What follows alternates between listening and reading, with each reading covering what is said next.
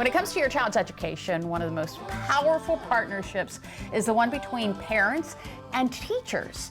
A strong communication can make the difference in not only academics, but also in your child's social and emotional well-being. Few know that better than our next guest. Grace Foxwell Murdock is a retired teacher and joins us to share her insight on how to open those lines of communication. Welcome. Thank you. So as a retired teacher, you've seen firsthand how important the parent-teacher relationship is. Why is open communication so vital? It is key, and the main thing we need to have is consistency, and to have the parents and the school on the same page for the support of their child. And this can be done many ways, but it's sometimes difficult because timing, if a problem crops up, timing is essential, that you want it communicated with the school.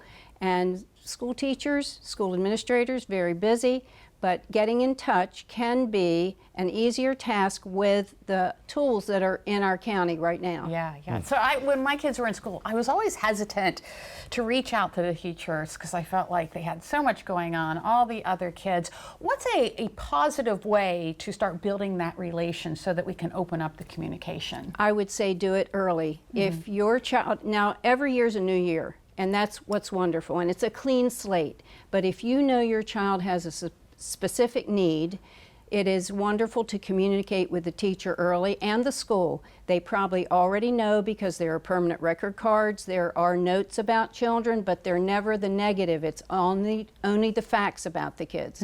Now they also have communication lines online. There are things that the teachers do called Dojo. That is a classroom communication link online that the teacher keeps up with, and the parents can contact them that way. I think one is called Bloom. I'm not sure what every school in the county uses, but the teachers and the administrators are reachable. They are accessible, and that is their job.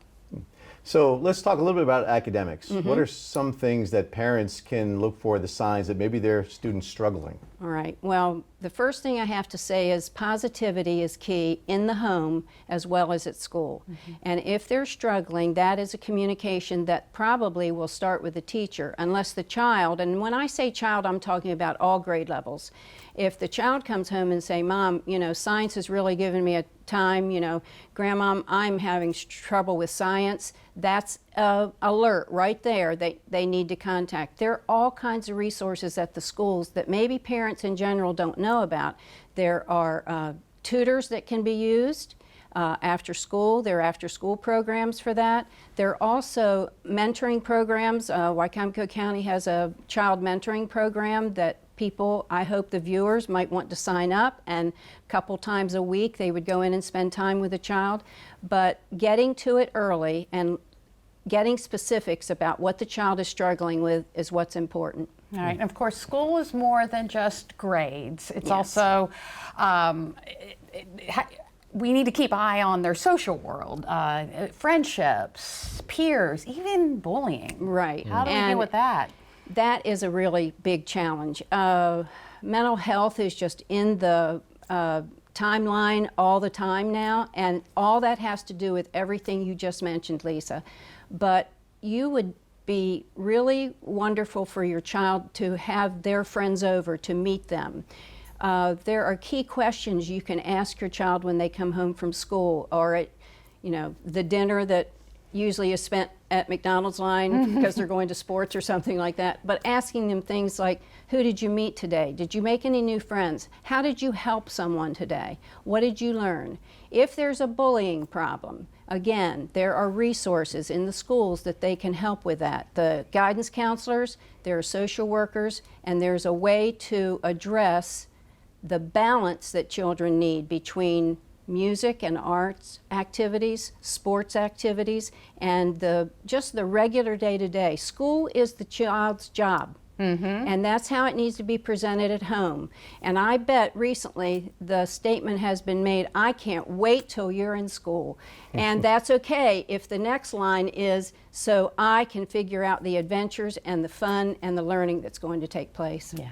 So what's one piece of advice that you would give parents to have that perfect school year for their child? That would be a challenge to be perfect, but I would That's better. say being involved. Right now, this week, there are open houses going on.